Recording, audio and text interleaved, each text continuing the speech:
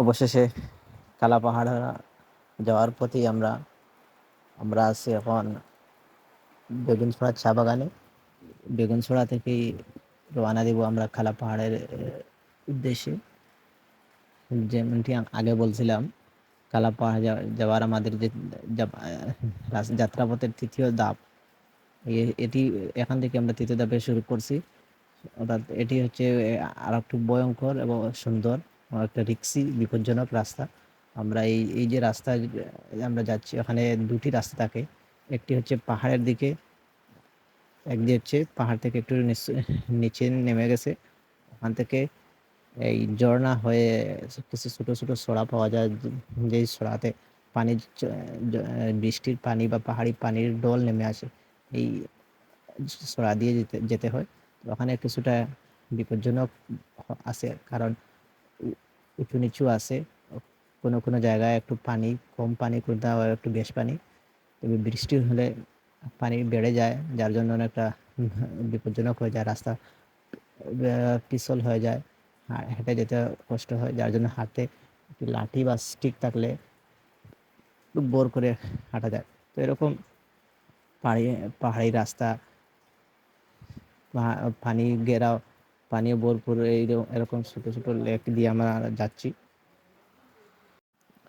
সরা পাড়ি দেওয়ার পর অনেক উপরে যেতে হয়, উপরে টিলার দিকে বেয়ে উঠতে হয়। তো টিলার রাস্তাগুলো এই পানি থেকে আরো একটু ভয়ঙ্কর দেখছি। খাদা, যে লোকজন আসা যাওয়ার কারণে বা এবং বৃষ্টির পানি জমা এগুলো খাদা হয়ে গেছে। খাদাগুলো অনেকটা পিচ্ছিল এবং যা খালি পায়ে হাঁটতে হয়, এবং কাদার নিচে অনেক সময় দাঁড়ালো বা কাঁটা থাকতে পারে, যা অনেকটা বিপজ্জনক হতে পারে।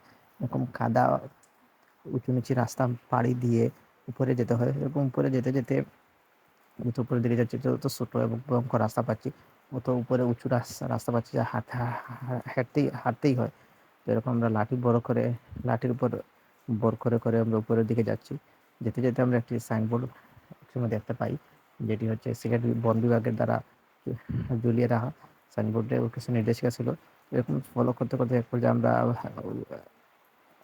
বিরক্ত বোধ করি। আমরা একটি গাছের নিচে আশ্রয় নেই। মানে অনেক বন্য কীটপতঙ্গ থাকে, ওই যে মশা মাছি, এগুলা লোকজন আসা যাওয়া কম থাকা, এগুলো অনেকটা আক্রমণাত্মক হয়ে উঠেছে। তো এক সময় এগুলো হাঁটতে হাঁটতে গাইডবিহীন আমরা কালা পাহাড়ের শীর্ষ চূড়ায়, অর্থাৎ 1100 ফিট উপরে উঠে পড়ি। তো বন্ধুরা, আপনারা নতুন যারা যাবেন, সাথে প্রচুর পানি নিয়ে আসবেন, কারণ যেহেতু পাহাড়ি রাস্তা অনেক হেঁটে উঠতে হয়।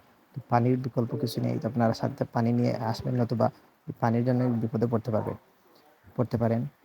এখানে অনেক পুরাতন গাছ এবং কালা পাহাড়ের চতুর্পাশে বাঁশে ভরপুর। বাঁশ থাকার কারণে প্রচুর মশায় মারাত্মক আগ্রাসী আক্রমণ করে, যেন আমরা বেশি সময় শীর্ষ চূড়ায় থাকতে পারি না, নিচে নেমে আসি। এটি ছিল আমাদের মিশন কালা পাহাড়ের সর্বশেষ স্টেপ।